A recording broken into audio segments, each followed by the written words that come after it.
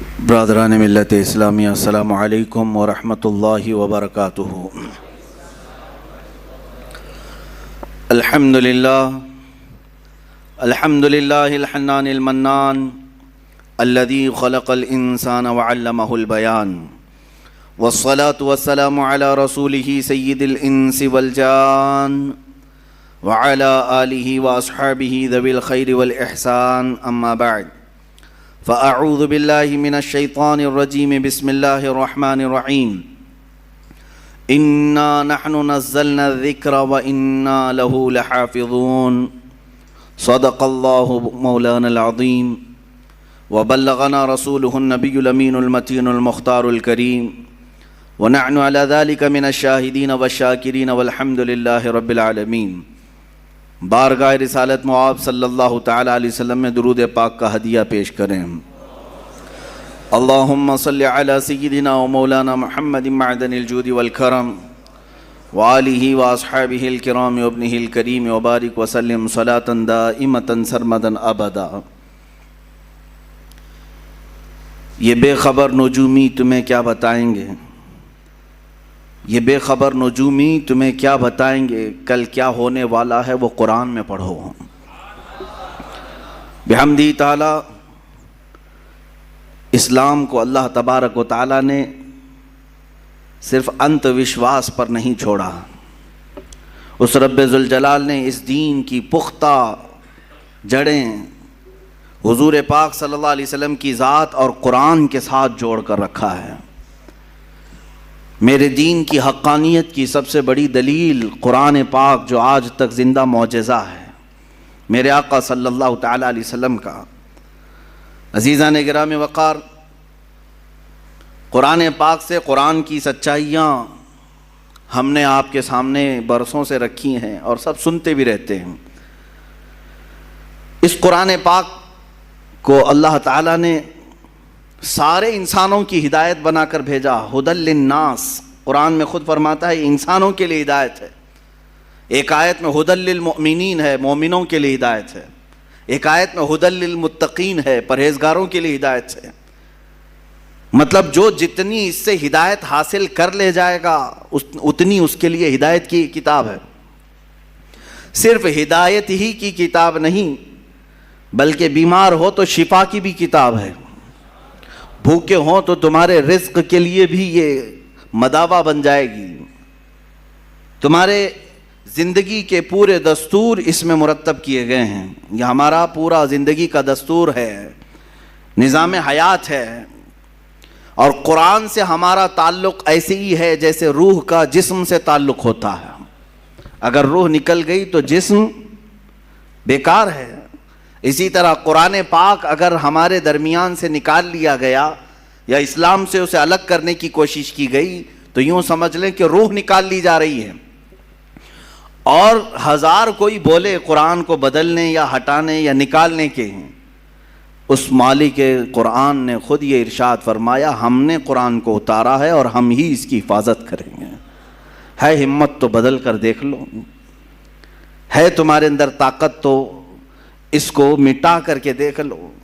عزیزان گرامی وقار، ہم قرآن کی حفاظت کے لیے جو کر سکتے ہیں یہ ہماری استطاعت کے مطابق ہوگا، لیکن اصل اس کی حفاظت تو رب کریم خود فرما رہا ہے۔ آج میں اس ہدایت والی مقدس کتاب کے سلسلے میں ہی آپ کے سامنے عرض کروں گا، چونکہ یہاں وقت بہت کم ملتا ہے اور مجھے آج طویل گفتگو کرنی تھی آپ کے درمیان، اور میرا یہ میسج عقل والوں تک بھی پہنچے اور بے عقل لوگوں تک بھی پہنچے، ان لوگوں کے درمیان بھی جائے جن کو صرف کیڑے تلاش کرنے کی عادت ہے، تاکہ اللہ چاہے تو انہیں بھی ہدایت مل جائے۔ عزیزان گرامی، تھوڑی سی باتیں میں قرآن عظیم کو لے کر کے عرض کر دوں۔ قرآن کل اترا ہوا، پرسوں اترا ہوا، مہینے پہلے اترا ہوا نہیں ہے، بلکہ یہ لوح محفوظ پر بہت پہلے سے لکھا ہوا ہے۔ بلکہ عقیدہ تو ہمارا یہ ہے کہ یہ اللہ کی صفت ہے، علم الہی ہے، اللہ تبارک و تعالیٰ کے ساتھ ہمیشہ سے ہے اور ہمیشہ رہے گا۔ قرآن کو فنا نہیں ہے. قرآن آپ کس کو سمجھتے ہیں؟ یہ جو ورق میں جو لکھا ہوا ہے اس کو مصحف کہتے ہیں. مصحف. قرآن جو در حقیقت ہے وہ اللہ کا علم ہے، وہ ہمیں نظر بھی نہیں آئے گا. وہ جو علم الہی کو الفاظ میں جامہ پہنایا گیا اور اس کو ورق پر لکھا گیا تو ہم نے اس کو اٹھایا ہے، جو چھو سکتے ہیں ہم، اس کو مصحف کہتے ہیں. اصل قرآن تک تو کسی کا ہاتھ پہنچ ہی نہیں سکے گا. مٹانے کی بات تو چھوڑیں، وہ علم الہی ہے، اللہ رب العزت کا علم ہے. قرآن عظیم کو اللہ تبارک و تعالیٰ نے نازل فرمایا اس رسول پاک کے قلب اطہر پر جو کائنات کے سب سے اعلیٰ افضل رسول ہیں، افضل انسان ہیں، اشرف الرسل ہیں، میرے رب ذوالجلال کے سب سے پیارے حبیب ہیں. اور قرآن نے خود کہا ہے نزل بہ الروح الامین علی قلبک لتکون من المنذرین. یہ روح الامین کے ذریعے سے اتارا گیا ہے، جبرائیل امین کے ذریعے سے. اے رسول آپ کے قلب اطہر پر اتارا گیا ہے تاکہ آپ اللہ سے ڈرنے والے ہوں. اب توجہ چاہتا ہوں، قرآن اللہ رب العزت کا علم ہے، اتارنے والے لے آنے والے جبرائیل امین ہیں، جس پر اتارا گیا وہ محمد الرسول اللہ ہیں صلی اللہ تعالی علیہ وسلم. ان ذوات کی بات میں کر رہا ہوں، نہ کوئی اللہ رب العزت کے شان تک کوئی پہنچ سکے گا، نہ اس کے متعلق برا بھلا کہہ کر کے اس کی شان میں کوئی کمی کر سکے گا، نہ اللہ تبارک و تعالیٰ کو کوئی ضرر پہنچا سکے گا، نہ جبرائیل امین تک کوئی پہنچ سکے گا، نہ ہی محمد الرسول اللہ صلی اللہ علیہ وسلم تک. اور جب ان تین کے ذریعے سے اللہ رب العزت نے قرآن اتارا جبرائیل کے ذریعے سے میرے آقا صلی اللہ علیہ وسلم کے قلب اطہر پر، تو قرآن جو رسول پاک کے سینے پر اترا وہ اتنا محفوظ اتارا گیا ہے، اتنا محفوظ کہ صبح قیامت تک 1000 مشینیں، 1000 کمپیوٹر، 1000 انٹرنیٹ لے کر کے بھی اس میں رد و بدل نہیں کر سکیں گے، نہیں بدل سکیں گے. آپ سوال کر رہے ہوں گے کیا اس میں بڑی بات ہے؟ آج تو ایک خبیث مردود، ایک گندی نالی کا کیڑا جس کو سنگھیوں نے پال رکھا ہے، نام تو مسلمان رکھا وسیم نام، لیکن ہے در حقیقت وہ سنگھیوں کا ایک بنگی. اس نے یہ قرآن کو الگ چھاپنے کی کوشش بھی کی اور آیتیں حذف کر کے 26 آیتیں ایک نیا قرآن شائع کرنے کی بات کیا. پہنچا کیا تمہارے پاس قرآن؟ کسی کے پاس آیا ہے قرآن؟ اس کے گھر والے بھی نہیں پڑھ سکے ہوں گے. اس کو شاید ہو سکتا ہے پوری انٹرنیٹ کی دنیا مدد کرے، ایپلیکیشن بنانے والی آئی ٹی ٹیم بھی مدد کر کے دے دے.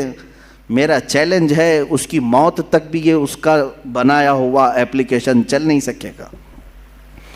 یہ کیا سمجھتا ہے کہ پہلی مرتبہ یہ بہت بڑی ڈینگ مار لیا، بہت بڑا اس نے تیر مار لیا؟ اس سے پہلے بھی بہت سارے لوگ آئے اور قرآن پاک کی تحریف اور تبدیل کی کوششیں کرتے رہے، لیکن چونکہ مولا نے جب یہ کہہ دیا ہے کہ ہم ہی اس کی حفاظت کرنے والے ہیں. اور ایک آیت میں تمہیں بتا دوں، اتنی پاورفل آیت ہے، 15ویں پارے کی آیت. رب تعالیٰ فرماتا ہے قُلْ لَئِنِ اجْتَمَعَتِ الْإِنسُ وَالْجِنُّ عَلَىٰ أَن يَأْتُوا بِمِثْلِ هَذَا الْقُرْآنِ لَا يَأْتُونَ بِمِثْلِهِ وَلَوْ كَانَ بَعْضُهُمْ لِبَعْضٍ ظَهِيرًا. اے رسول آپ فرما دیں سارے جنات، سارے انسان مل جائیں اور ایک دوسرے کی مدد کریں اور سب مل کر کے چاہیں کہ میرے اس قرآن کی طرح بنا لیں تو ہرگز وہ بنا نہ سکیں گے. اتنا پاورفل چیلنج ہے، نہیں بنا سکیں گے. تم نکالنے کی کوشش تو کیے، دوسرا بنا کر کیوں نہیں لا سکے آج تک؟ خرابیاں ڈھونڈنے کی تو کوشش کیے، ایک اور قرآن کیوں نہیں بنا سکے آج تک؟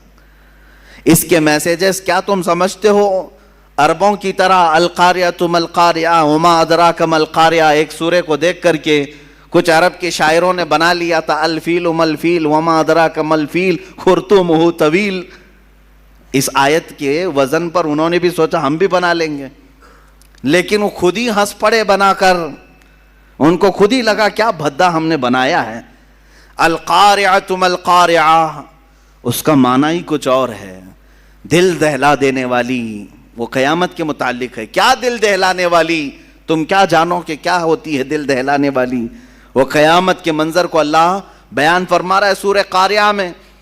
اور اس کے بدلے میں کچھ عرب کے جاہل شعراء بہت پیسے لے کر بنا کر لائے تھے کہ ہم بھی اسی ٹائپ کا کچھ بناتے ہیں.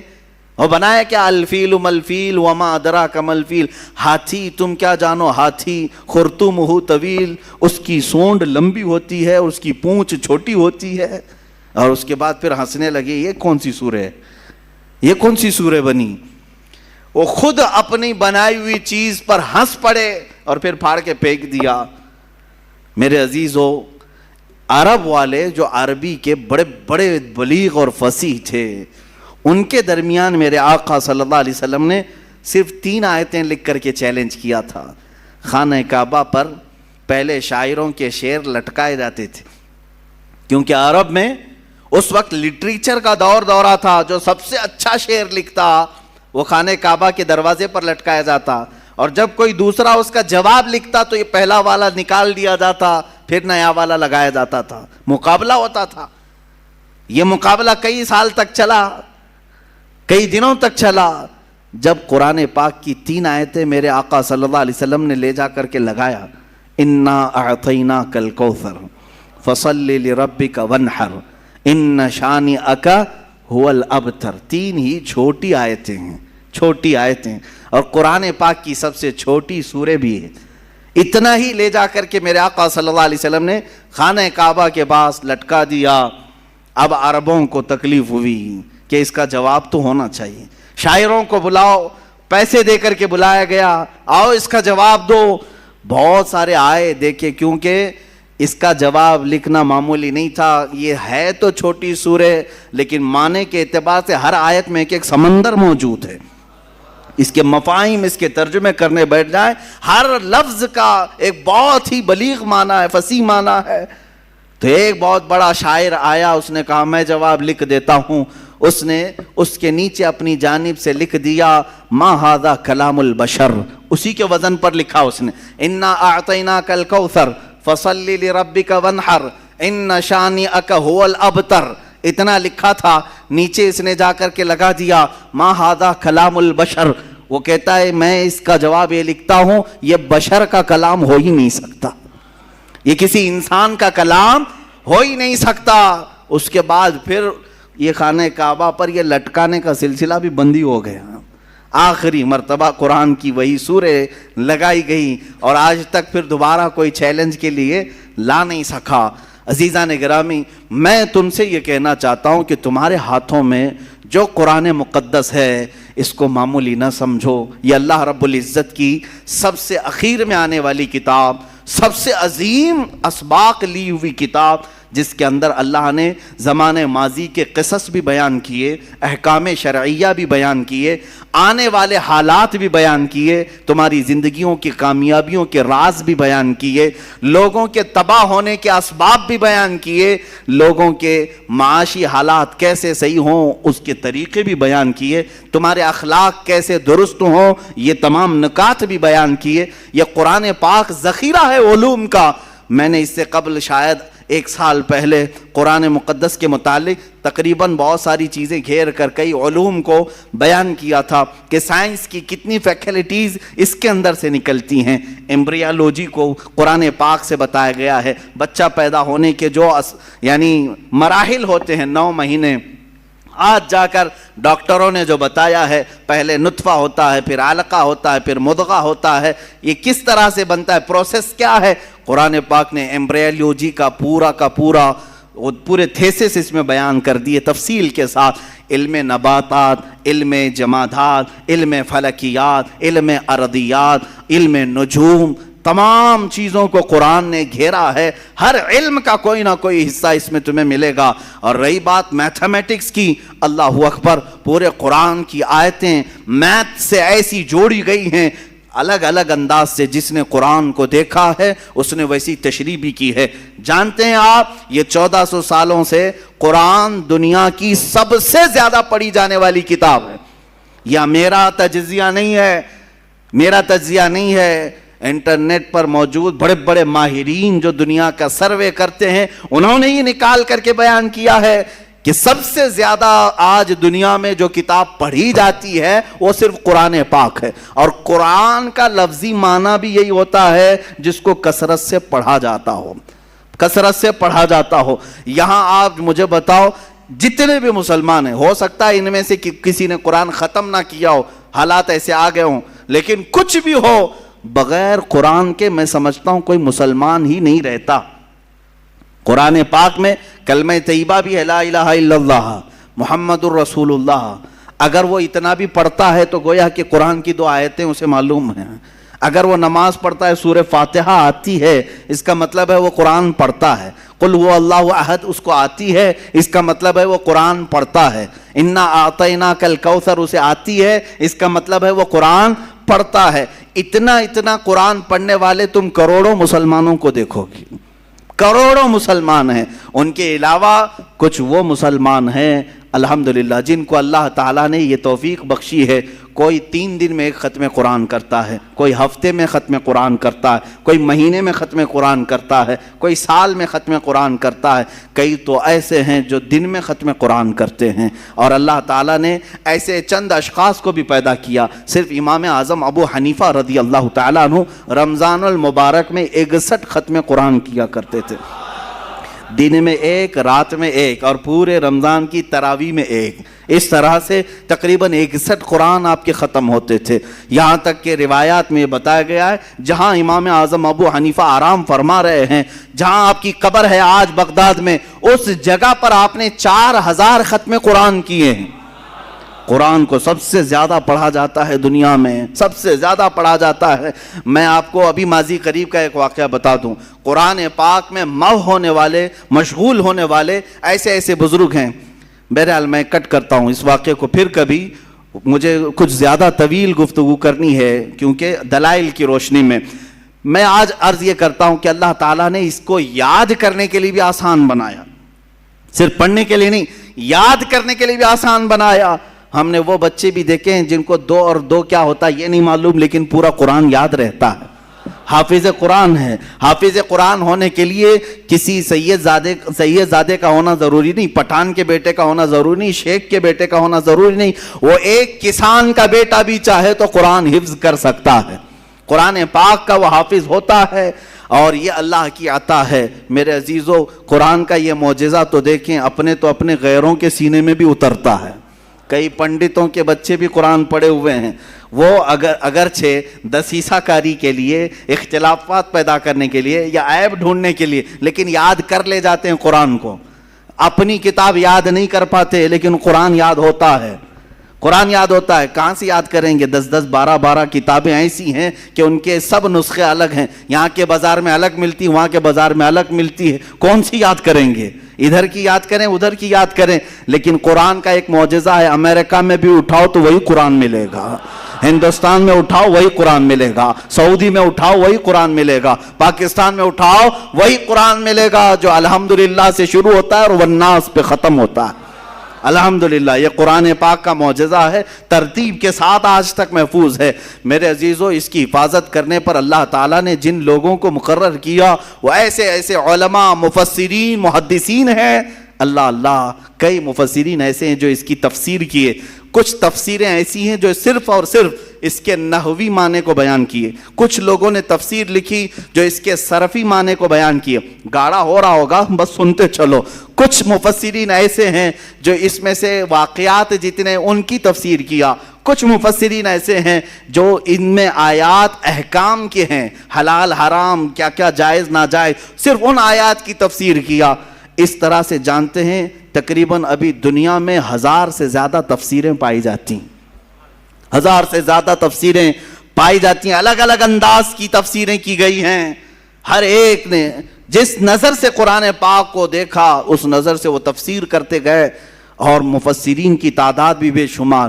اتنا ہی نہیں میرے عزیزو، مفسر کس کو کہتے ہیں؟ جو قرآن کی خدمت پر لگا ہے، قرآن کو کھول کر لوگوں کے درمیان بیان کرتا ہے، ان میں مفسرین وہ بھی ہیں جنہوں نے آیتیں بھی گن کر رکھی ہیں، آیتیں ہی نہیں بلکہ اس کے اندر موجود پورے حروف بھی گن کر کے رکھے ہیں، صرف حروف ہی نہیں، بعض مفسرین وہ ہیں جو ان میں موجود نقطے بھی گن کر کے رکھے ہیں، یہ بھی گنا ہے کہ کتنی مرتبہ با آیا ہے، کتنی مرتبہ تا آیا ہے، کتنی مرتبہ یا آیا ہے، کتنی مرتبہ سین ہے، شین ہے، قرآن کے ہر حرف کو محفوظ کر کے رکھا ہے مفسرین نے۔ یہاں تک میں آپ کو بتاؤں عقل حیران ہوتی، آج تک کسی کتاب پر اتنی خدمت نہیں ہوئی۔ ان مفسرین کی تربتوں پر لاکھوں سلام، انہوں نے یہ تک لکھ دیے کہ قرآن میں کتنے زبر ہیں، کتنے زیر ہیں اور کتنے پیش ہیں، یہ تک بھی لکھ دیا۔ زبر کی تعداد کتنی، زیر کی تعداد کتنی، پیش کی تعداد کتنی، سورے کتنے ہیں یہ تو موٹی موٹی بات ہے، ہر ایک کو معلوم ہے۔ 114 سورے ہے، 540 رکوع ہیں، 30 پارے ہیں، منزلیں 7 ہیں، یہ سب تو موٹی موٹی باتیں تقریباً مسلمانوں کو معلوم ہے، لیکن مفسرین نے اس کے نقطے، حروف، زبر، زیر سب جمع کر کے رکھ لیا۔ اب یاد کرنے کے لیے اتنی آسان اللہ نے بنایا۔ اللہ اکبر، کسی کو 3 سال میں یاد ہو رہا ہے قرآن، کسی کو 2 سال میں یاد ہو رہا ہے۔ آج بھی کئی ایسے لوگ ہیں جو کبھی 7 مہینے میں قرآن یاد کرتے ہیں۔ آپ کو پتہ ہے بریلی کے تاجدار امام عشق و محبت اعلیٰ حضرت فاضل بریلوی رضی اللہ تعالیٰ عنہ عالم بھی تھے، قاری بھی تھے، محدث بھی ہیں، مفسر بھی ہیں۔ لکھنے والے نے، کسی نے خط لکھا، حضرت مولانا حاجی حافظ و قاری احمد رضا خان صاحب، حافظ نہیں تھے آپ، حافظ نہیں تھے۔ خط آیا، شعبان کی 29ویں تھی، آپ نے دیکھا کہ میرے نام پر حافظ بھی اس نے لکھ دیا۔ لوگ اگر میرے بارے میں گمان کرتے ہیں کہ میں حافظ ہوں تو کیوں نہ حفظ شروع کروں۔ فرماتے ہیں کہ روزانہ پھر آپ نے قرآن اٹھایا اور فجر کے بعد تلاوت شروع کرتے، ایک پارہ تلاوت کرتے بلکہ یاد کر کے رات کو تراویح میں سنا دیتے۔ جب 30ویں تراویح آئی تو اعلیٰ حضرت حافظ قرآن بھی ہو چکے تھے۔ اللہ تعالیٰ نے ان کے سینوں کو کھول رکھا تھا، کوئی 1 مہینے میں حافظ قرآن ہوتا ہے۔ اچھا اور اوپر جائیں، امام اعظم ابو حنیفہ رضی اللہ تعالیٰ عنہ کے ایک شاگرد ہیں، ان کے ایک شاگرد ہیں، 2 شاگرد مشہور ہیں، امام ابو یوسف اور ایک امام محمد بن حسن شیبانی۔ یہ چھوٹے تھے جب امام اعظم کے پاس پڑھنے کے لیے آئے تھے، داڑھی مونچھ بھی نہیں تھی۔ امام اعظم ابو حنیفہ رضی اللہ تعالیٰ عنہ چھوٹے لوگوں کو قریب رکھنے سے تھوڑا سا بچتے تھے، کہتے کہ اور پڑھ کے آؤ، جب تھوڑی جوانی آ جائے تب مت درسگاہ میں بیٹھنا۔ امام محمد بہت بچپن میں ہی علم کے طلبگار تھے، شوق زیادہ تھا، آئے اور کہا کہ حضور آپ کی درسگاہ میں بیٹھنا چاہتا ہوں۔ امام اعظم نے دیکھا کہ یہ ہٹتا نہیں، جاتا نہیں، تو ایک شرط لگا دیا، کہا بیٹا میں اسی کو پڑھاتا ہوں جو حافظ قرآن ہوتا ہے، کیا تو حافظ ہے؟ کہا نہیں حافظ تو نہیں۔ امام اعظم نے کہا کہ اس کو چھٹی کریں، حفظ کرنے میں جو زمانہ گزرے گا اس کے بعد آئے گا۔ امام محمد بن حسن شیبانی چلے گئے، یعنی دل میں بات تو رہی کہ درسگاہ میں بٹھایا نہیں، چلو ٹھیک ہے، جا کر کے پھر 8 دن کے بعد واپس دوبارہ آئے۔ امام اعظم ابو حنیفہ نے کہا پھر آ گئے تم، میں نے تمہیں بھیجا تھا۔ امام محمد بن حسن کہتے ہیں حضور پورا قرآن حفظ کر کے آیا ہوں، آپ نے 8 دن قبل کہا تھا، اس 1 ہفتے میں میں حفظ قرآن کر کے آیا ہوں۔ یہ اللہ کا کلام ہے، وہ جس کے سینے میں چاہے اتار دے، اور یہ رب ذوالجلال کی عطا ہے۔ یہ تو میں دنوں کی تعداد بتا رہا ہوں، کوئی مہینے میں، کوئی 6 مہینے میں، کوئی سال، 3 سال، 8 دن۔ مولا اگر چاہے تو منٹ میں بھی کسی کے سینے میں اتارے، یہ اس کا کرم ہے۔ ذالک فضل اللہ یؤتیہ من یشاء، وہ اللہ کا فضل ہے، وہ جسے چاہے عطا فرمائے۔ عزیزان گرامی وقار، قرآن کے بارے میں ہم مسلمانوں کا عقیدہ وہی ہے جو صحابہ کرام کا عقیدہ رہا، جو تابعین کا عقیدہ رہا۔ ہم قرآن کو ہر کتاب سے فوقیت دیتے ہیں، ہر کتاب سے دیتے کیا ہے؟ حقیقت میں اس کی حقیقت ہی یہ ہے کہ قرآن اللہ کی کتاب ہے، اور اس سے بڑھ کر روئے زمین پر کوئی کتاب نہیں، کوئی کتاب نہیں۔ آج تک محفوظ کتاب پوری دنیا میں صرف قرآن پاک ہے۔ یہ میرا چیلنج ہے، اگر کوئی اسے توڑ سکتا ہے تو توڑ کر کے دکھائے۔ میں قرآن پاک کی ہر حرف اور ہر آیت، ہر سورے کو ثابت کر کے دکھاؤں گا کہ 1400 سال سے قرآن کیسے محفوظ ہے، اور باقی دوسری کتابوں میں کیا کیا خرد برد ہوا ہے وہ بھی ہمیں پتا ہے، کس کے کتنے نسخے ملتے ہیں، کتنے الگ الگ کتابیں کہاں کہاں سے شائع ہوتی ہیں۔ مقدس کتابوں کی بات کر رہا ہوں، سب خرد برد ہو گئے ہیں، کبھی पंडितों ने बदल दिया, कभी पादरियों ने बदल दिया, कभी यहूदियों के हकीमों ने बदल दिया। जैसे जैसे मौका आता रहा वो अपनी मुकद्दस किताबों को बदलते रहे। कुरान एक ऐसी किताब है जिसको अल्लाह ताला ने हर एक के हाथ से महफूज रखा है, कोई इसको बदल नहीं सका। अब आओ असल मौजू पर मैं आ जाता हूं, इसलिए कि शायद ये वक्त भी नाकाफी हो जाएगा। आज इस बात को नोट करके चले, मैं जवाब दे रहा हूं। जिन लोगों को कुरान की 26 आयतों से तकलीफ है, मैं वही 26 आयतें फिर से तिलावत करता हूं ताकि तुम्हारी तकलीफ और बढ़े और बढ़े और मोमिनों के दिल में नूर और ज्यादा हो, क्योंकि कुरान की आयत है, हम सुनेंगे ईमान बढ़ता है। मेरे आका ने फरमाया एक हर्फ पढ़ोगे तो 10 नेकियां। कितने? एक हर्फ पढ़ो तो 10 नेकियां। अब ये 26 आयतों में मैंने काउंट नहीं किया कितने हर्फ हैं, अब काउंट करेंगे तो हजारों नेकियां हैं, और मोमिनीन के लिए ये सवाब ही है। और उन लोगों के लिए अगर तकलीफ है तो आला हजरत का वो शेर मैं अर्ज करके आगे बढ़ता हूं। फाजिल बरेलवी रजी अल्लाह ताला अन्हु फरमाते हैं, दिल आदा को रजा तेज नमक की धुन है। मैं समझाता हूं, आला हजरत के अशार भी अच्छों को नहीं आ पाते, पल्ले नहीं पढ़ पाते हैं, लेकिन मैं भी कोई बहुत बड़ा आलिम नहीं हूं। बुजुर्गों से, असातिज़ा से जो सुना अशार या तशरीह वो आपके सामने मुंतकिल करता हूं। आला हज़रत फरमाते हैं, दिल आदा को रजा तेज नमक की धुन है, कुछ और जरा छिड़कता रहे खामा तेरा। मतलब ये है, दिल आदा दुश्मनों के दिल को तेज नमक की धुन है। तेज नमक पाया जाता है, तेज नमक क्या होता है? ये नमक जुबान पर रखोगे तो 2 घंटे जलती रहेगी जुबान, एक तेज नमक होता है। वो तेज नमक जल्दी कोई चखता नहीं, लेकिन आला हज़रत फरमाते हैं कुछ दुश्मन ऐसे हैं हमारे, उनको तेज नमक खाने की आदत है, उनको तीखा तीखा खाने की आदत है, तो फिर तुम उन्हें मीठा मीठा क्यों खिलाओगे? कुछ और जरा छिड़कता रहे खामा तेरा। आला हज़रत अपने बारे में फरमाते, खामा कहते हैं कलम को, अहमद रजा तुम्हारा कलम और थोड़ा सा नमक छिड़कता रहे ताकि उनको तेज खाने की जो आदत है वो मिलती रहे। आज अगर 26 आयतें किसी को कचो के लगाती हैं, पेट में मरोड़ पैदा करती हैं, तकलीफ देती हैं, तो हम आला हज़रत के उसी शेर की बरकत से और तिलावत करेंगे और तिलावत करेंगे। मैं अपनी तकरीर के आखिर में ये अर्ज़ ज़रूर कहूँगा कि ये 26 आयतें मैंने इसको पूरा एक बैंड बनाया है, एक किताब इंशाअल्लाह अज़ीज़ शाया भी होगी और हर घर में तकसीम भी होगी। तुम भी पढ़ो, उन तक भी पहुंचाओ, ताकि ये आयतें बार बार देखें और फिर वो महसूस करें जिन्हें हम हज़फ करने की कोशिश कर रहे थे, वो आज इन छोटे मुसलमानों ने घर घर तक पहुंचा दिया है। आयतें पढ़ता हूं, शुरू में थोड़ी सा आपको लगेगा कि तर्जुमा सुनने के बाद कि क्या वाकई ऐसी आयतें हैं जिसको कहते हैं आतंकवाद को बढ़ावा देती हैं, दहशतगर्दी को बढ़ाती हैं ये आयतें, टेररिज्म को बढ़ाती हैं ये आयतें। इनको ये लगता है कि कुरान की ये आयतें टेररिज्म को बढ़ाती हैं। अल्लाहु अकबर, ये एक बकवास है, एक प्रोपेगेंडा है, ये सबको मालूम है, लेकिन उन्हें सियासत जो करनी है इसलिए हमें जवाब भी देना पड़ रहा है। बाकी कुरान की इस दिफा की जरूरत भी नहीं है। कुरान अपनी हक्कानियत से सुबह क़यामत तक बाकी रहेगा, बाकी रहने वाला है, कुछ भी कर लेंगे।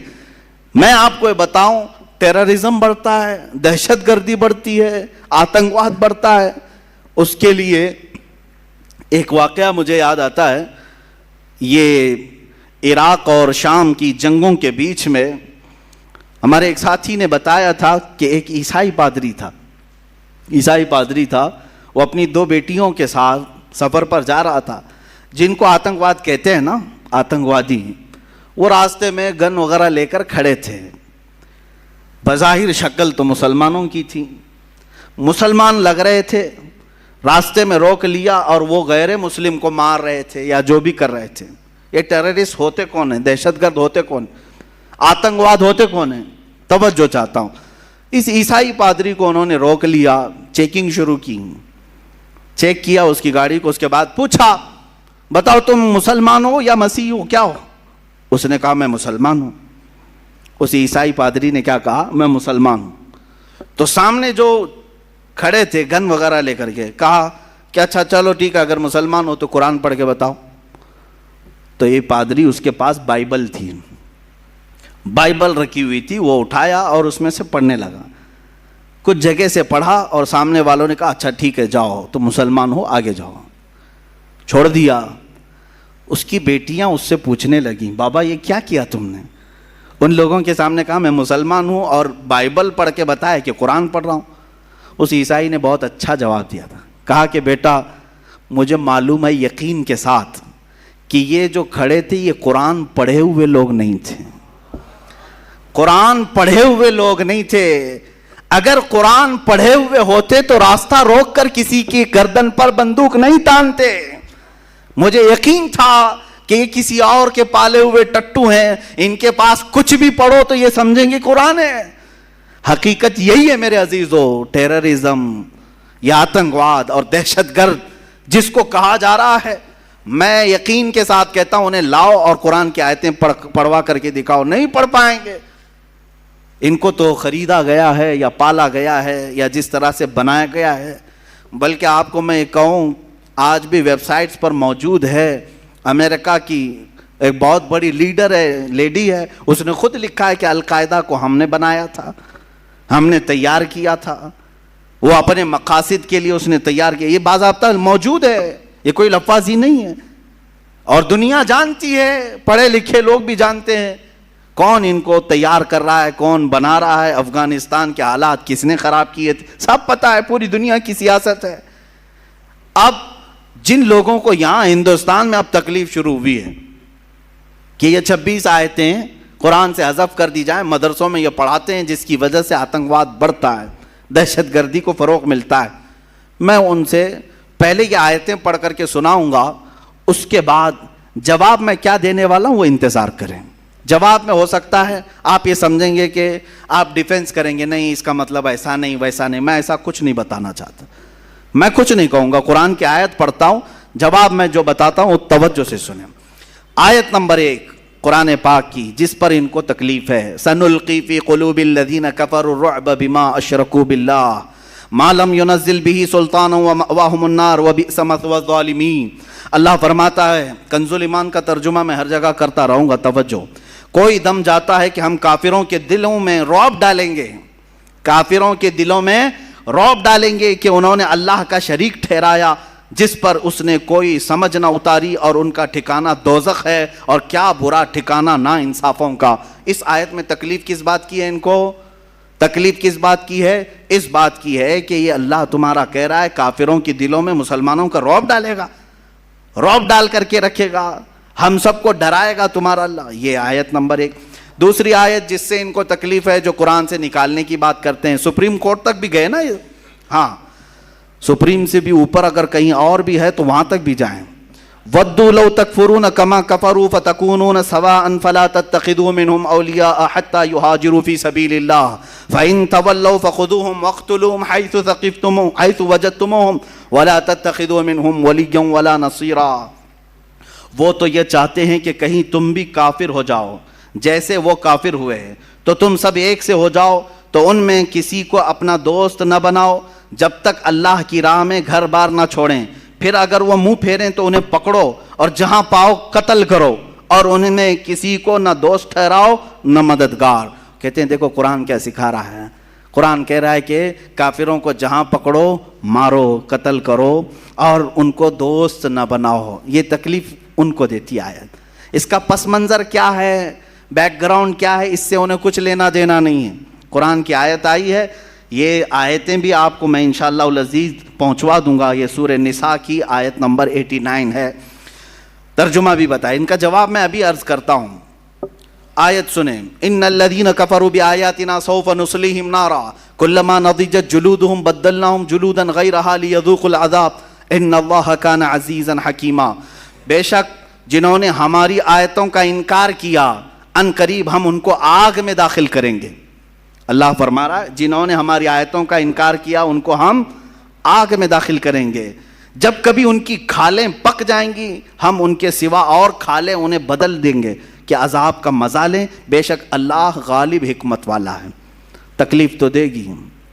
جس میں اللہ نے فرمایا جنہوں نے ہماری آیتوں کا انکار کیا، اللہ فرما رہا ہے ہم انہیں جہنم میں داخل کریں گے.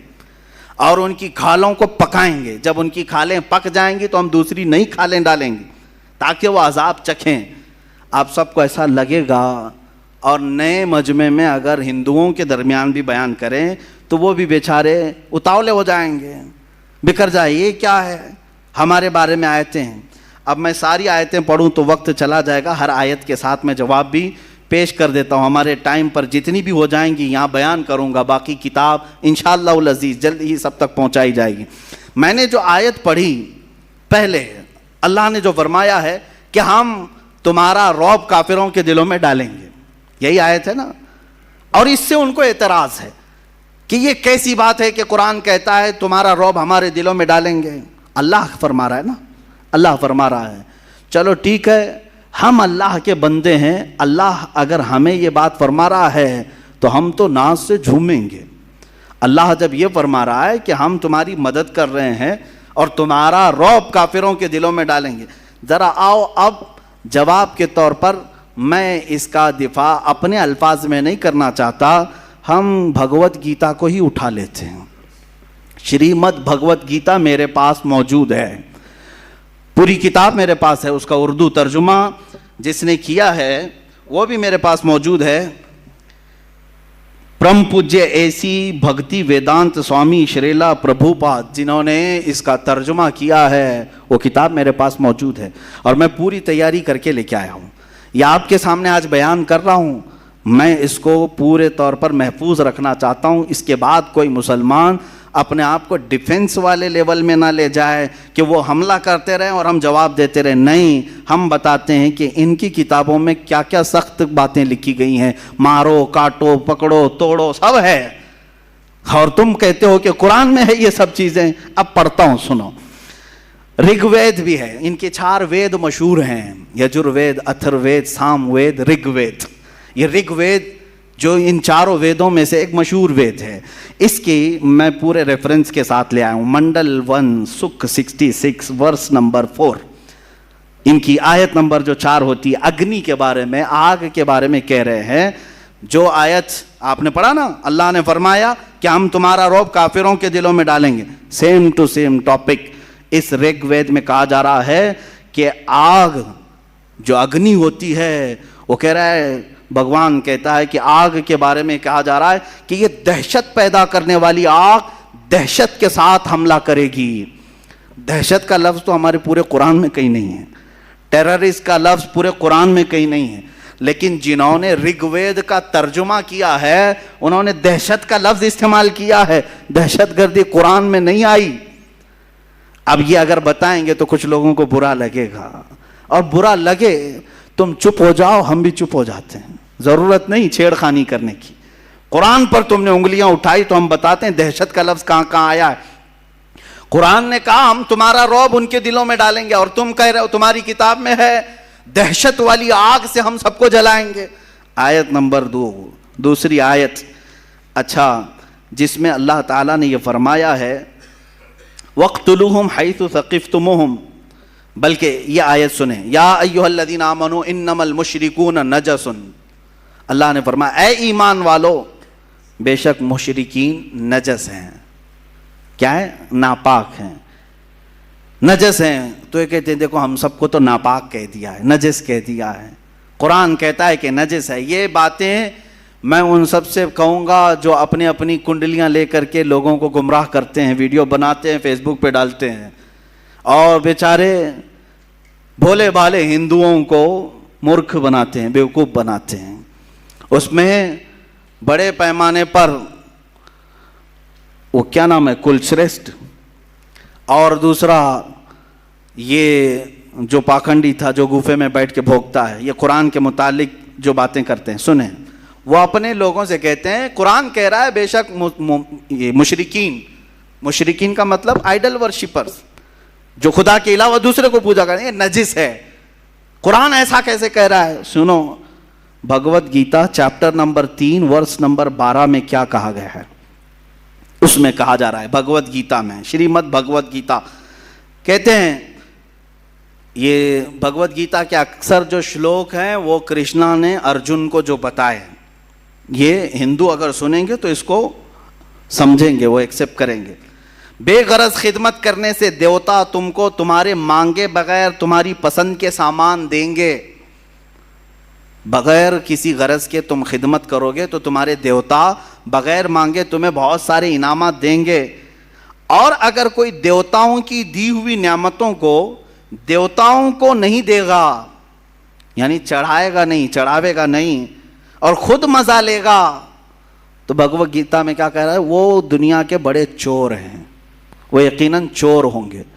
ارے ہم مشرکین کو نجس قرآن نے کہا اور تم چور کہہ رہے ہو پورے لوگوں کو. پوری دنیا کے لوگ سب چور ہیں. آپ چڑھاتے ہیں؟ سب چور ہیں. جو نہیں چڑھاتا، عیسائی نہیں چڑھاتے بھگوانوں کو، چور ہو گئے. یہودی نہیں چڑھاتے، وہ چور ہیں. بہت سارے لوگ چور ہیں. اس شلوک کے اس ورس کے اعتبار سے یہ کوٹ کر کے بتاتے ہیں کہ قرآن خالی مشرکین کو نجس کہہ رہا ہے، نجس کہہ رہا ہے، اور تم جو پوری دنیا کو چور کہہ رہے ہو یہ کون بتائے گا؟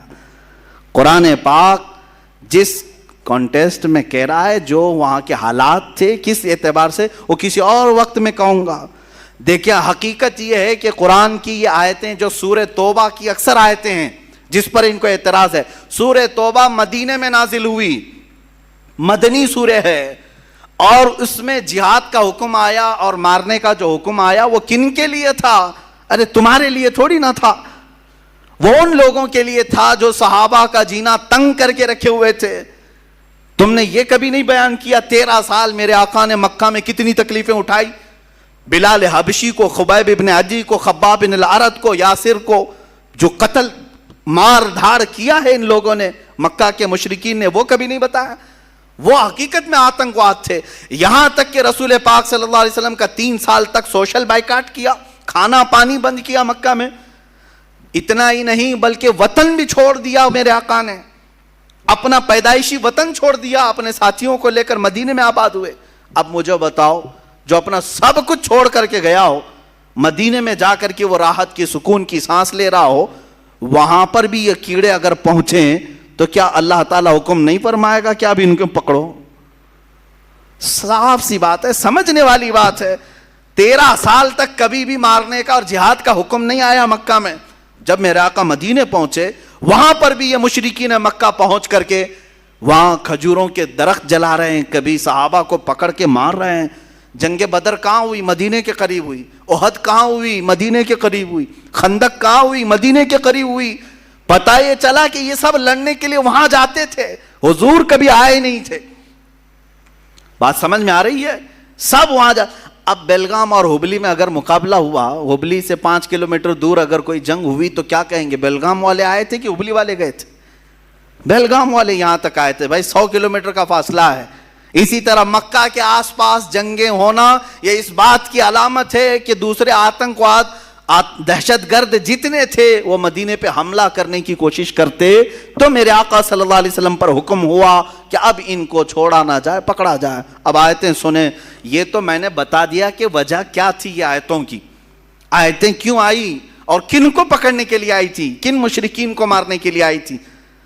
لیکن انہوں نے اپنے اوپر فٹ کر لیا کہ دیکھو مسلمانوں کے قرآن میں ہے کہ ارے مشرکین کو جہاں پاؤ پکڑو، مارو، قتل کرو، کاٹو. ارے یہی کر رہے ہوتے تو 700 سال میں یہاں صاف ہو چکے ہوتے. نہیں کیا نا، 700 سال تک تھے. یہ آیت کیونکہ ہر حاکم کو بھی معلوم ہے اور ہر عالم کو بھی معلوم ہے کہ یہ آیت مشرکین مکہ کے بارے میں نازل ہوئی تھی. مشرکین مکہ کے بارے میں جنہوں نے بہت ستایا، پریشان کیا، گھر بار لوٹا ہے. ارے یہاں آیتیں دوسری بھی ہیں قرآن میں. اللہ نے یہ فرمایا جو تمہیں گھروں سے نہیں نکالے، جو تمہارے ساتھ دشمنی نہیں کیے، ان کے ساتھ تم اگر دوست بن کر رہتے ہو تو کوئی حرج نہیں ہے، کوئی حرج نہیں ہے. آج ہم یہاں اسی طرح رہ بھی رہے ہیں لیکن کچھ لوگ زبردستی زہر ڈال رہے ہیں یہ بتانے کے لیے کہ دیکھو اب ان کی کتاب میں ہے، ان کے مدرسوں میں یہی پڑھایا جاتا ہے کہ یہ جہاں پاؤ پکڑو، مارو، قتل کرو. اگر مدرسوں میں پڑھنے والے 1 لاکھ سے زیادہ عالم ہیں یہاں ہندوستان میں، کیا یہ ہر جگہ پکڑ کے مار رہے ہیں، قتل کر رہے ہیں لوگوں کو؟ نہیں. الحمدللہ دہشت گرد اور آتنکواد سے ہمیں نفرت ہے. ہم جو لڑیں گے تو وہ سینہ بسینہ مقابلہ کریں گے انشاءاللہ. وقت آئے گا آمنے سامنے مقابلہ کیا جائے گا. آیت سنو. آیت کے بعد پھر ان کے کتاب میں بھی جو موجود ہے اللہ تعالیٰ نے فرمایا یا ایھا الذین آمنوا قاتلوا الذین یلونکم من الکفار ولیجدوا فیکم غلظہ. اس آیت کو لے کر کے جو تکلیف ہے، اور جب تم زمین میں نہیں، آیت کا ترجمہ میں بتاؤں گا تو آپ کو سمجھ میں آ جائے گا. وَاقْتُلُوهُمْ حَيْثُ ثَقِفْتُمُوهُمْ وَأَخْرِجُوهُمْ مِنْ حَيْثُ أَخْرَجُوكُمْ وَالْفِتْنَةُ أَشَدُّ مِنَ الْقَتْلِ. یا آگے تک آیت ہے، ترجمہ سنو. اور کافروں کو جہاں پاؤ مارو اور انہیں نکال دو جہاں سے انہوں نے تمہیں نکالا تھا، اور ان کا فساد تو قتل سے بھی سخت ہے. اور مسجد حرام کے پاس ان سے نہ لڑو جب تک وہ تم سے وہاں نہ لڑیں، اور اگر تم سے لڑیں تو انہیں قتل کرو، کافروں کی یہی سزا ہے. یہ آیت درد دیتی ہے، تکلیف دیتی ہے. دیکھو جہاں پاؤ مارو، قتل کرو، قرآن یہی کہہ رہا ہے، قرآن یہی کہہ رہا ہے. تو اب ہم بتاتے ہیں قرآن یہ کہہ رہا ہے تو پھر گیتا کیا کہہ رہی ہے؟ Shrimad Bhagwat Gita chapter 4 verse number 78، اس میں یہ کہا جا رہا ہے سادھوؤں، کرشنا جو ہے وہ کہتے ہیں کہ میں کب کب آتا ہوں، سنو. کہتے ہیں سادھوؤں کی حفاظت کرنے کے لیے اور گنہگاروں کو نیست و نابود کرنے کے لیے اور دھرم کو قائم رکھنے کے لیے میں الگ الگ انداز میں اوتار لیتا ہوں. کون کہہ رہا ہے؟ کرشنا کہہ رہے ہیں. میں نیست و نابود کرنے کے لیے آتا ہوں. کس کو؟ جو گنہگار ہیں ان کو نیست و نابود کریں گے کرشنا جی، اور سادھوؤں کی حفاظت کریں گے، اور جو دھرم کو نہیں مانتا اس کو ختم کرنے کے لیے الگ الگ اوتار میں آئیں گے. یہاں نہیں مل رہا ہے تم کو کہ بھائی وہ سیدھے کرشنا جی اتر کے ختم کرنے آ رہے ہیں. تم کیا جواب دو گے؟ وہی انشاءاللہ ہم بھی بعد میں جواب دیں گے. قرآن کہتا ہے، قرآن کی جو آیت ہے جس میں ان کو یہ تکلیف ہے، ہاں، یا ایھا الذین آمنوا، بڑے مزے کی بات، یا ایھا الذین آمنوا لا تتخذوا الیہود والنصارى اولیاء. اللہ فرماتا ہے اے ایمان والو، یہودیوں کو، عیسائیوں کو دوست نہ بناؤ. یہ دوست کا ترجمہ کرتے ہیں، اولیاء کا مطلب حقیقت میں دیکھا جائے تو صرف دوستی مراد نہیں، بلکہ ان کو سارے اختیارات مت دو. یہ اصل مسئلہ ہے. کیونکہ مدینے میں جب صحابہ گئے تھے تو وہاں یہودی بھی تھے، عیسائی بھی تھے، وہ چھپے ہوئے دشمن تھے اور جا کر کے مشرکین اور دشمنوں کی مدد کرتے تھے. تو قرآن میں اللہ نے فرمایا ایمان والو تم بچے رہو ان کے ساتھ، کہ تم جا کر کے ان کو رازیں بتاؤ گے، اپنے سارے مال اسباب کی سب راز بتاؤ گے تو یہ جا کے دشمنوں کو بتائیں گے. اس لیے اللہ نے کیا فرمایا؟ ان سے دوستی مت رکھو، ان کو پورا اختیار مت دو. لیکن یہ 1400 سال کے بعد آج واویلا مچا رہے ہیں. دیکھو قرآن تو کہہ رہا ہے دوستی مت کرو. ارے یہودیوں سے دوستی نہیں کرنا، عیسائیوں سے دوستی نہیں کرنا ہے، اور کافروں سے دوستی نہیں کرنا ہے. قرآن تو صرف دشمنی سکھا رہا ہے، دوستی نہیں سکھا رہا ہے. اچھا قرآن دوستی نہیں سکھا رہا ہے، دشمنی سکھا رہا ہے، تو ہم دیکھتے ہیں پھر یہاں جو وید ہیں اور دوسری کتابیں، وشنو پران، ان کی پران بھی ہیں بہت ساری، اور ایک کتاب ہے اپستھما دھرما شاسترا جس میں 2128 میں ایک ان کا ورس ہے، ایک آیت ہے. کیا کہہ رہے ہیں سنیے. کتابیں بھی مل جائیں گی، انٹرنیٹ پر بھی مل جائیں گی، میرا کہا ہوا سب ریکارڈ بھی موجود ہوگا. کہا جا رہا ہے ایک چنڈال یعنی دلت کو، چنڈال کہتے ہیں دلت، شودر کو ہاتھ لگانا بھی گناہ ہے. ارے ہم دوستی کرنے کو منع کر رہے ہیں. یعنی قرآن کے بارے میں کیا کہہ رہے ہیں؟ یہودیوں سے اور عیسائیوں سے دوستی نہ کرو. اتنی بات پر تم واویلا مچا رہے ہو. اور یہاں تو قرآن میں کہا جا رہا ہے کہ دلت اور شودر کو ہاتھ لگانا بھی گناہ ہے. ہاتھ بھی مت لگاؤ. کیوں؟ انسان نہیں ہے وہ؟ دلتوں کو سناؤ، اور اس کو بات کرنا، اسے دیکھنا بھی گناہ ہے. اپستھما کتاب کا نام، دھرما شاستر 2128 اس میں موجود ہے. ہاتھ لگانا بھی گناہ ہے، اسے دیکھنا بھی گناہ ہے. اور ایک ورس ہے ان کے اندر، اسانا سمہیتا، اس میں چیپٹر نمبر 2 ورس نمبر 46، ایک ملچ اور چنڈال سے بات کرنے کے بعد، اب سنو، ملچ کس کو کہتے ہیں؟ ملچ یہ دوسرا باہر سے آئے ہوئے آدمی کو ملچ کہتے ہیں. یعنی ہم مسلمان بھی ملچ ہو گئے ان کے نزدیک. یہ کہتے ہیں نا باہر سے آئے ہوئے، تو ہمارے بارے میں بھی یہی بات آئے گی. اب قرآن میں اور بھگوت گیتا میں اور دوسری کتابوں میں کیا کیا سکھایا جا رہا ہے یہ کوئی نہیں بولتا. یہ بھی لے کر کے کبھی سپریم کورٹ جاؤ، یہ بھی لے کر کے جاؤ کہ بھائی یہاں پر بھی تو بہت زیادہ سختی کی بات آئی ہے. چنڈال کو، شودر کو ہاتھ لگانا بھی منع کہا جا رہا ہے. یہ تو بھید بھاؤ ختم کیا جا رہا ہے. کوئی گیا نہیں سپریم کورٹ. اب سننے کے بعد ہو سکتا ہے کوئی چلا جائے. ایک ملچ اور چنڈال سے بات کرنے کے بعد یا کسی ایسی عورت سے بات کرنے کے بعد جس کو اس کے شوہر نے چھوڑ دیا, کیا ہے دھرم میں دیکھیں کیا حکم ہے.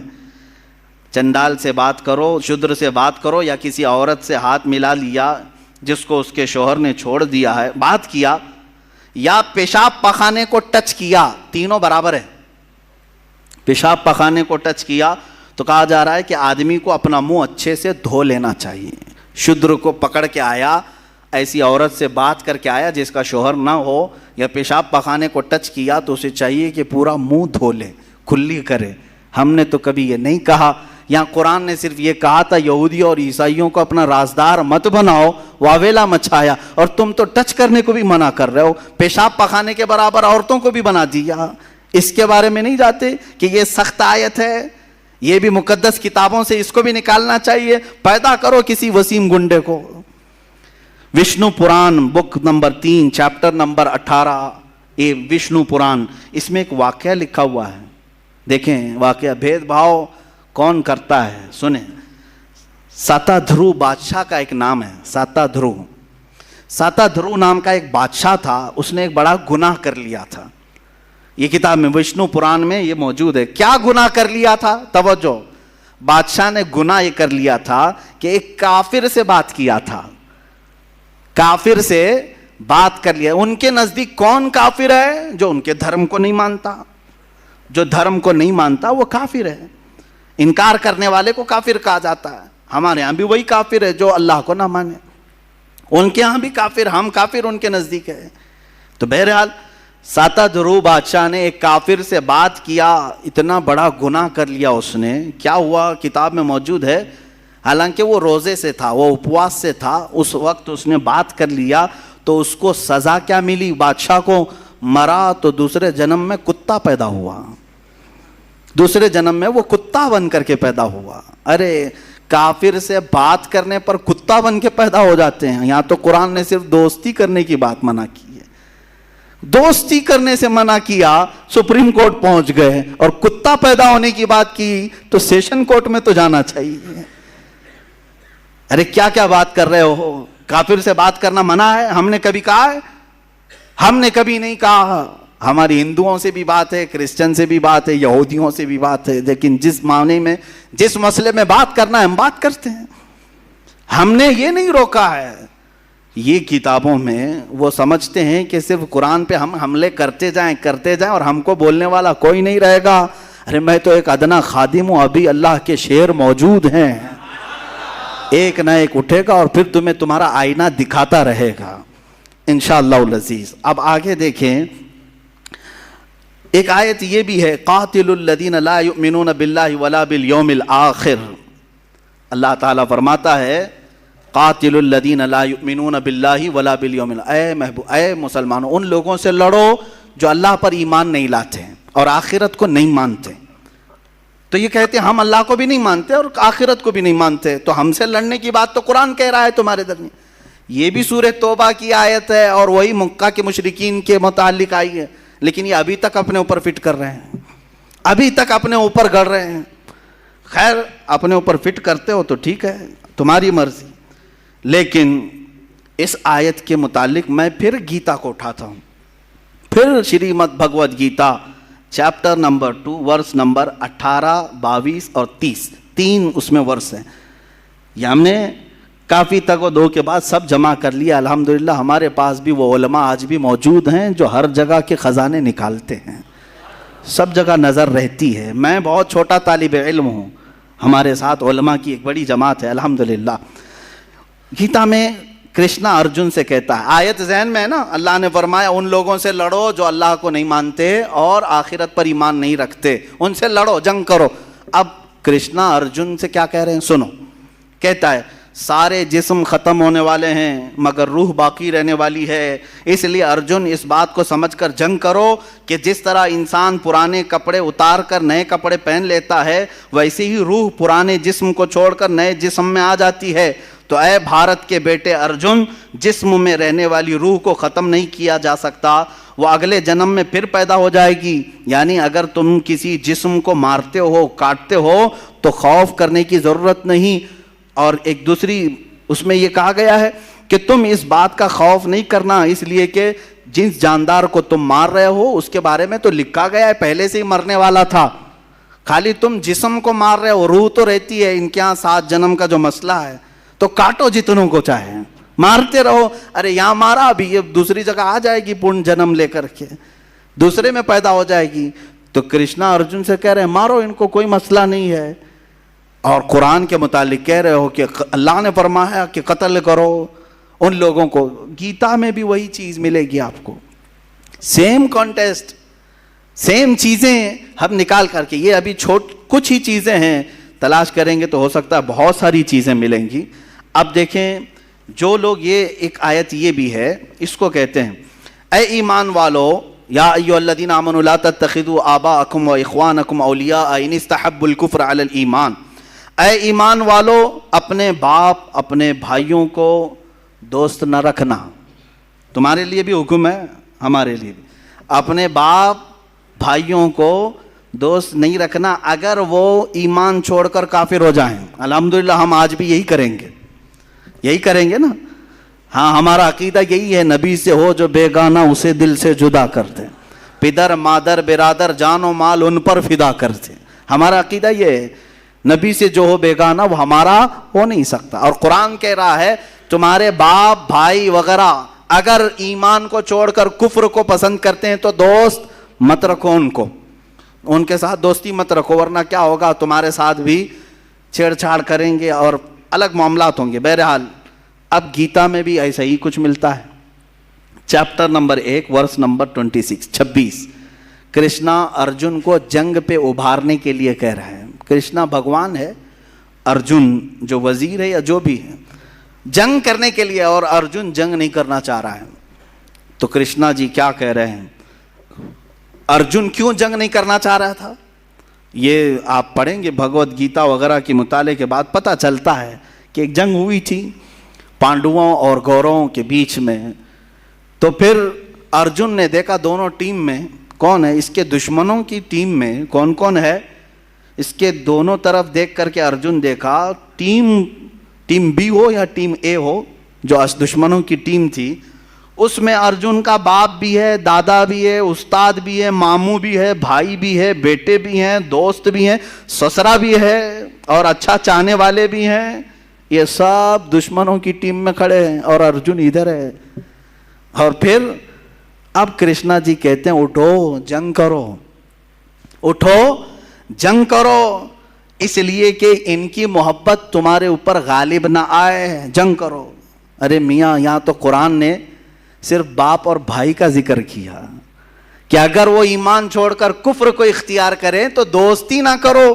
اور کرشنا تو جنگ کرا رہے ہیں باپ سے بھی, دادا سے بھی, سسرے سے بھی, بیٹے سے بھی, بھائی سے بھی, استاد سے بھی, سب ہے بھگوت گیتا میں. یہ آیت نہیں نظر آئی جس میں یہ کہا گیا ہے ارجن کو کہ تم مخالفت میں, اگر تمہارا باپ بھی آئے, دادا بھی آئے, بیٹا بھی آئے, بھائی بھی آئے, استاد بھی آئے, ماموں بھی آئے, سب آئے, جنگ کرو, لڑو, اٹھو. یہ چیز تو گیتا میں بھی ہے. یہ کوئی کیوں نہیں کہتا کہ یہ آیت پڑھنے کے بعد کوئی آتنکوادی بن سکتا ہے, کوئی اپنے ماموں کے خلاف ہی تلوار لے سکتا ہے اور سسرے کے خلاف پہلے لے سکتا ہے. ہاں, یہ پڑھنے کے بعد تو ایسا لگے گا ارجن کو جب سسر کے خلاف کھڑے ہونے کے لیے کرشنا جی نے کہا ہے تو پھر اس پر ہم کیوں نہیں عمل کریں, کیونکہ سسرا ہی تو لا کر کے ہمارے گھر میں رکھا ہوا ہے. آیت اور کئی آیتیں ہیں, وقت ختم ہونے آیا ہے. میں اس کو آج اس لیے آپ کے سامنے رکھا کہ تم ڈیفنس والے لیول میں نہ جاؤ, دفاع کرنے کے معاملے میں نہ جاؤ کہ قرآن نے ایسا نہیں کہا, ویسا نہیں کہا. میاں, ان کی کتابوں میں بھی سیم چیزیں ہیں. وقت ہوتا تو پھر بائبل اور تورات وغیرہ ان دوسری کتابوں کو جو مقدس مانا جاتا اس سے بھی لایا جاتا, لیکن آج معاملہ یہاں پر ہندوستان میں ان کے ساتھ ہے. اور یہ سمجھتے ہیں کہ ہمارے ہاں ایسا کچھ بھی نہیں ہے, صرف قرآن میں ہے, صرف قرآن میں ہے. میں نے جتنی آیتیں پڑھی قرآن کی اور اس کے مقابل میں جتنے ورس اور جتنے چیپٹر بھگوت گیتا کے, ابھی منوسمرتی کا تو حال ہی الگ ہے. منوسمرتی جو ہے یہ تو بہت خطرناک کتاب ہے. خطرناک کتاب ہے. اس کو 2-3 مرتبہ انہوں نے بدل دیا, پھر بھی ابھی بھی جا کے خطرناک ہے. ابھی بھی جا کے اس میں جو لکھا گیا ہے یہ دیکھیں. قرآن میں ایک آیت ہے ملعونین اینما ثقفوا اخذوا وقتلوا تقتیلا, یعنی منافقوں کے بارے میں کہا ہے اللہ تعالیٰ نے کہ لعنت کیے ہوئے لوگ ہیں, جہاں ان کو پاؤ پکڑو مارو. یہ آیتیں پکڑو مارو والی ان کو بہت تکلیف دیتی. کس کے لیے کہا گیا ہے؟ جنگ ہو رہی ہے, دشمن بھاگ جا رہا ہے یا دسیسہ کاری کر رہا ہے, تو اس کو کیا چھوڑ دیں گے آپ؟ ارے انڈیا کے بارڈر کو کراس کر کے کوئی دشمن داخل ہو جائے, کیا انڈیا کی حکومت اعلان نہیں کرے گی جہاں پاؤ پکڑو اس کو؟ نہیں اعلان کرے گی کہ ایک بارڈر کراس کر کے گھس آیا ہے ہمارے اسٹیٹ کے اندر, جہاں ملے ارے پوسٹر بھی لگاتے ہیں ایسی شکل والا, کہیں دکھے تو فوراً پکڑو. پکڑنے کا حکم تو آتا ہے, لیکن وہ پوسٹر لے کر کے کیا ہم سب کے گھروں پہ پھرتے رہیں گے؟ ہر ایک کو پکڑنے کا گورنمنٹ نے کہہ دیا ہے, پکڑو مارو.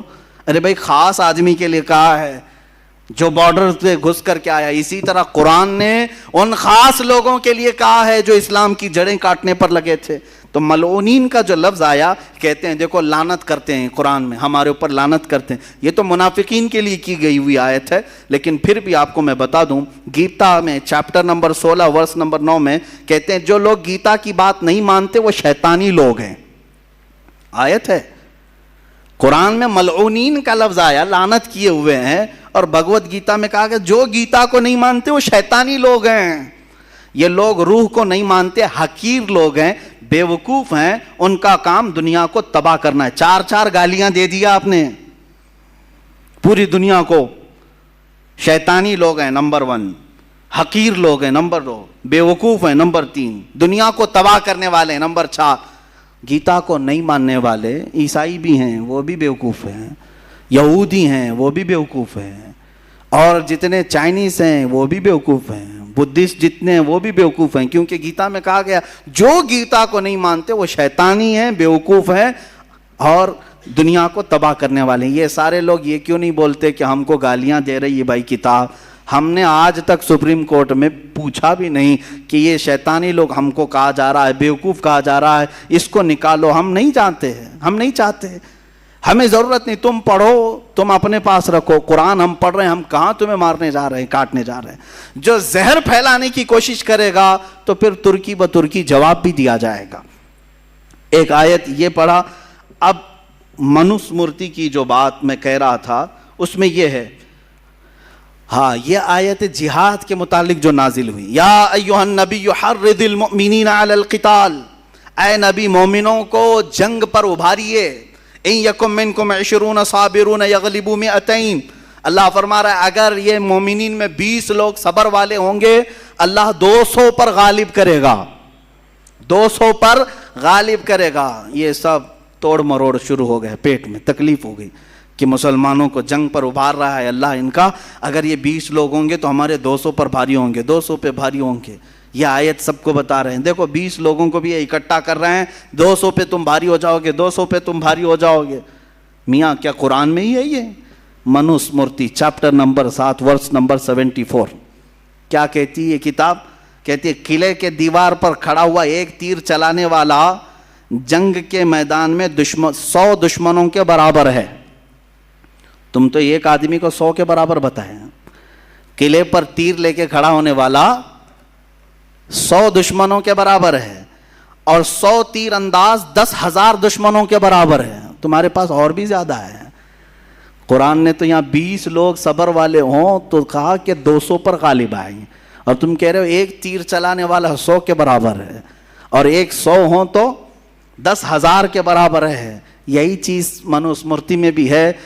اگلی بار جب جائیں گے تو سب کتابیں ساتھ لے کر جائیں گے سپریم کورٹ میں, سب ساتھ میں لے کر کے جائیں. ان کو یہ میں میسج دیتا ہوں. کچھ چیزیں باقی رہ گئی ہیں جو مجھے عرض کرنا ہے. قاتلوہم یعذبہم اللہ بایدیکم وینصرکم. اللہ فرماتا ہے تم ان سے لڑو, اللہ ان کو عذاب دے گا, اللہ انہیں عذاب دے گا کافروں کو اپنے ہاتھ اپنے دستے قدرت سے, اور تمہاری مدد کرے گا اللہ. تو جب یہ بات اللہ تعالیٰ نے فرمایا کہ اللہ تمہاری مدد کرے گا, ان سے لڑو, تو اب تکلیف ہو گئی.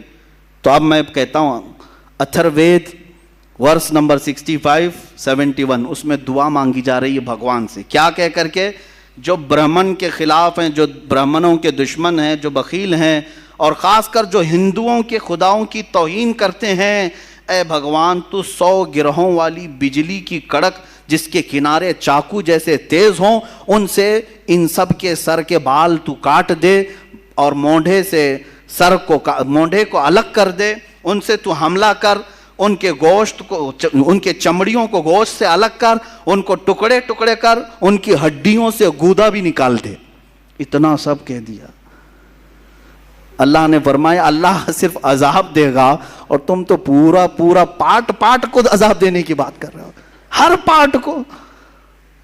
اتھروید میں موجود ہے، کیا کیا میں نے پڑھا، آپ تو سن رہے ہوں گے۔ کہہ رہے ہیں چاقو جیسی تیز بجلی سے تو حملہ کر، جو بھی ہمارے بھگوانوں کو نہیں مانتا، سب نہیں مانتے، سب کے لیے بد دعا ہو رہی ہے، ہاں ان کو حملہ کرے بھگوان، ان کے مونڈے سر کاٹ دے، ان سے سر کے بال کھینچ دے، گوشت سے چمڑی کو نکال دے، ان کو ٹکڑے ٹکڑے کر، اور ان کی ہڈیوں سے گودا بھی نکال دے۔ میرے عزیزو، نلی میں سے گودا نکالنے تک کی دعا ہو گئی، اب بچا کیا؟ بچا کیا؟ اور قرآن کے اوپر یہ اعتراض ہے، قرآن کے اوپر اعتراض ہے۔ قرآن کہہ رہا ہے کہ کافروں کو اللہ عذاب دے گا، تم کیا کیا عذاب دینے کی بات کر رہے ہو؟ یہ اتنا ہی نہیں ہے، اور بہت کچھ ہے۔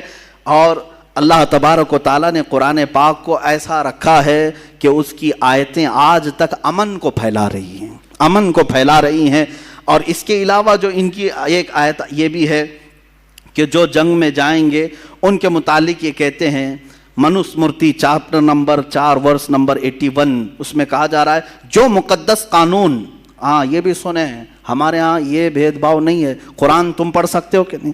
امام بھی پڑھ سکتا ہے، مقتدی بھی پڑھ سکتا ہے، غریب بھی پڑھ سکتا ہے، امیر بھی پڑھ سکتا ہے، لیکن وہاں ایسا نہیں ہے۔ منوسمرتی کا قانون تو سنو، قرآن نے صرف اتنا کہا فَلَنُذِيقَنَّ الَّذِينَ كَفَرُوا عَذَابًا شَدِيدًا، جنہوں نے ہمارا انکار کیا ہم انہیں سخت عذاب چکھائیں گے، سخت عذاب چکھائیں گے۔